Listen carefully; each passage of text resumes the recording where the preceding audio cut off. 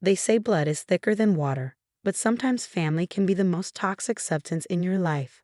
I learned that lesson the hard way when my brother chose a con artist over his own nephew, setting off a chain of events that would expose a $1 million wedding scam and tear our family apart. I'm Rebecca Mitchell, single mother to 12-year-old Lucas, and until 6 months ago, I thought I knew my younger brother Jack better than anyone. We'd been close since childhood, bonding over our shared love of music and our dreams of making it in the entertainment industry. While I eventually settled into a stable career as a music teacher to provide for Lucas, Jack chased his dreams to Los Angeles, determined to become a music producer.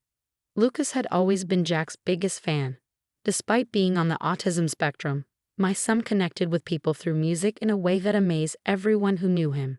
He could hear patterns in melodies that others missed, remember entire compositions after a single listen, and play them back perfectly on his keyboard.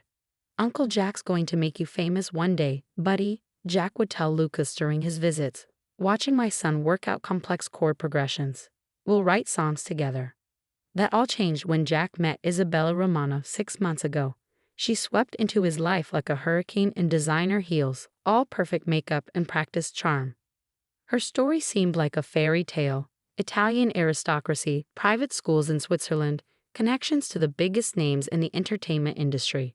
"She's going to change everything, Becca," Jack gushed during one of our weekly video calls. "Her family's investing in my studio. We're talking millions in equipment, top-tier artists, everything I've dreamed of." I should have seen the red flags. The way she tensed when Lucas interrupted their visits with his excited talk about music theory. The subtle grimaces when he got overwhelmed and needed to stim. The constant redirecting of conversations back to her family's wealth and connections.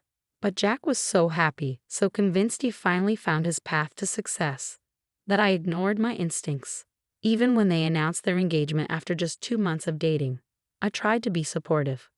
"We're planning the wedding of the century," Isabella announced during a family dinner. "The Romano family name demands nothing less than perfection.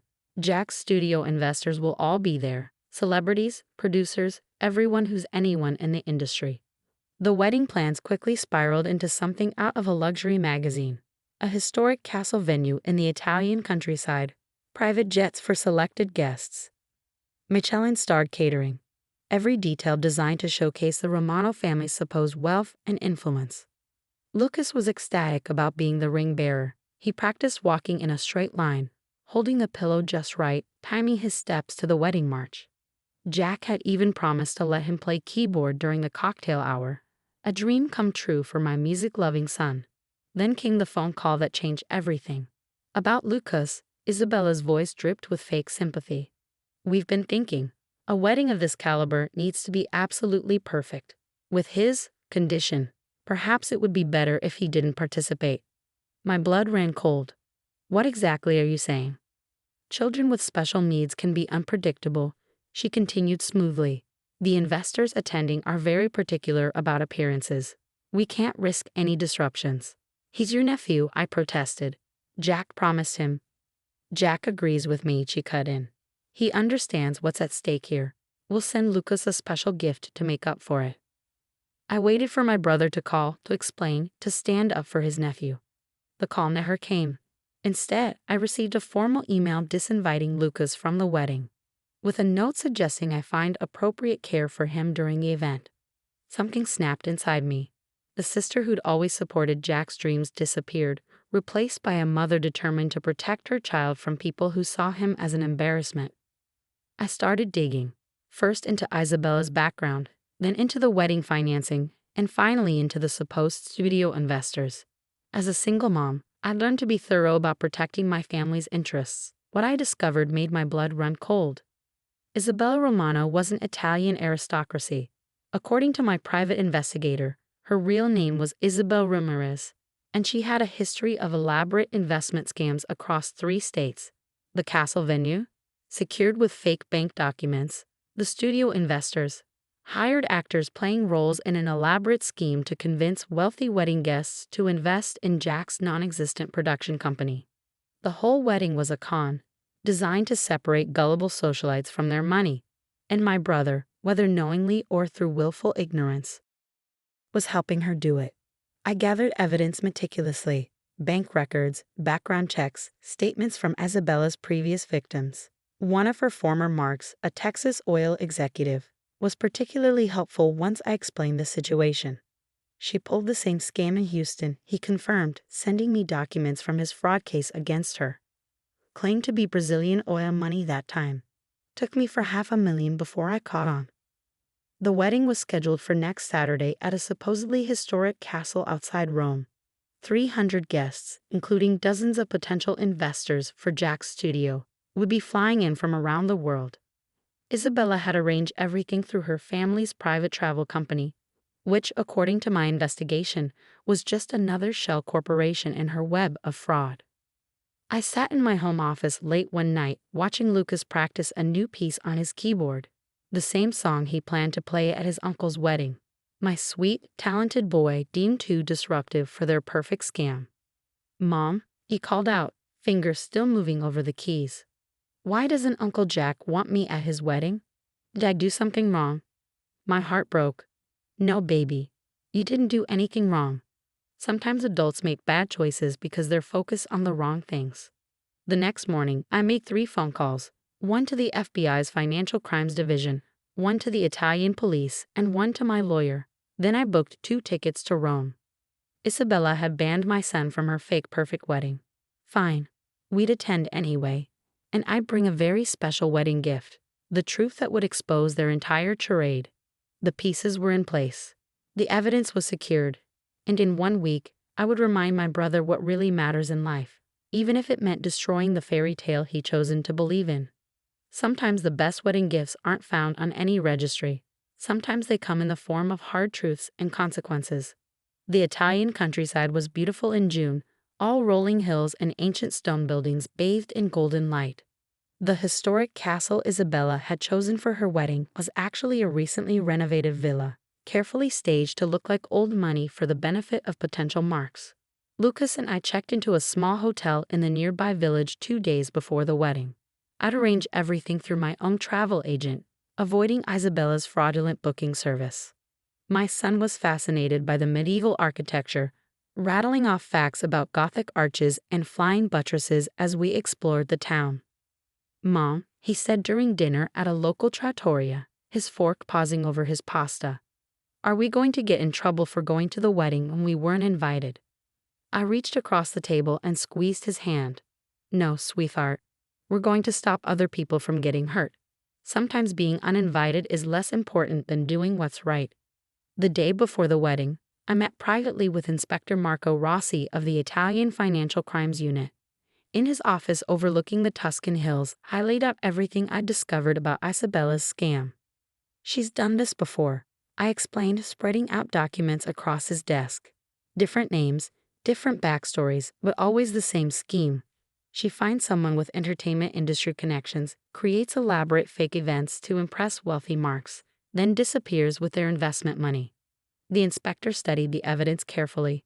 "And your brother? He's involved in this fraud?" "I don't know," I admitted. "That's partly why I'm here. I need to understand if he's a willing participant or another victim." Rossi nodded thoughtfully. "We will have officers in place tomorrow, dressed as service staff. When you give the signal, we move." The wedding day dawned clear and perfect. From our hotel window, I watched luxury cars wind their way up to the villa. Lucas sat at the small desk, practicing finger exercises on a silent keyboard. "I wish I could still play at the wedding," he said quietly. "I practiced the piece for 2 months. I helped him with his tie, making sure his suit was perfect." "I know, baby, but today you're going to do something even more important. You're going to help show Uncle Jack what really matters." We arrived at the villa just as guests were being seated for the ceremony. Isabella had hired security to check invitations, but I prepared for that. A quick call to Inspector Rossi, and suddenly the guards were very interested in a situation at the back entrance. The ceremony space was a masterpiece of deception, everything designed to project old-world wealth and sophistication. I recognized several faces from my research: wealthy investors, industry executives, all carefully cultivated marks for Isabella's scam. Jack stood at the altar, handsome in his tuxedo but noticeably tense.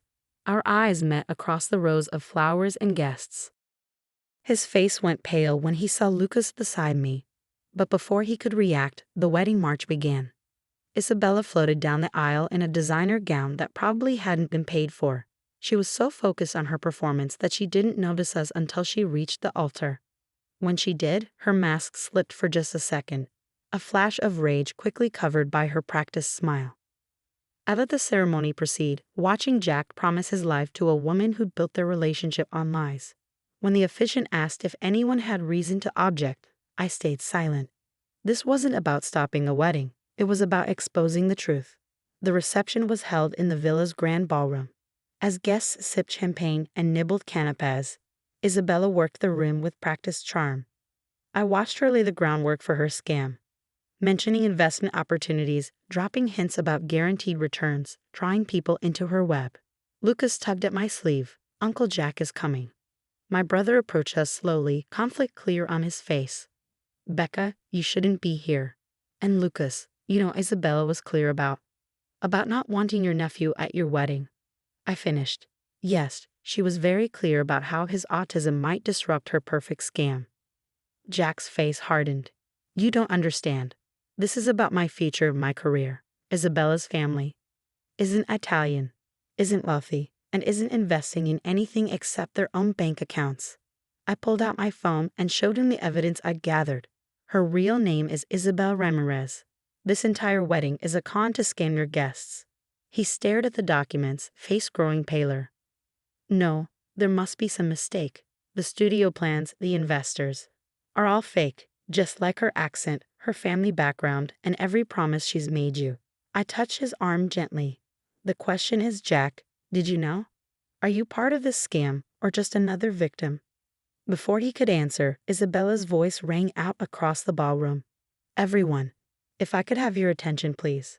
She stood on a small stage where Lucas should have been playing his keyboard. "My wonderful new family has prepared a special presentation about the exciting investment opportunities we discussed." That was my cue.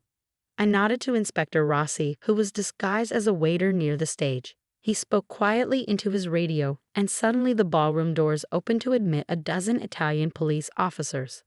"Isabella Romano, or should I say Isabel Ramirez," Rossi announced in clear English. "You are under arrest for multiple counts of fraud, identity theft, and conspiracy to commit wire fraud." The chaos that followed was both terrible and satisfying. Isabella tried to run but was quickly apprehended. Her fake accent disappeared as she screamed about her rights.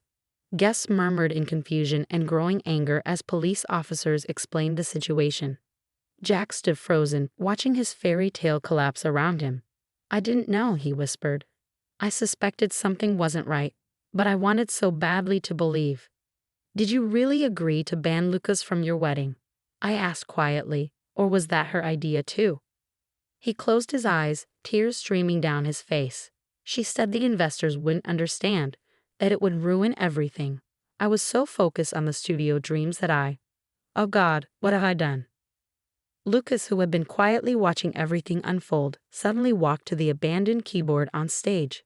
Before anyone could stop him, he began to play, not the simple piece he practiced for the wedding, but an improvised melody that somehow captured all the emotion and chaos of the moment.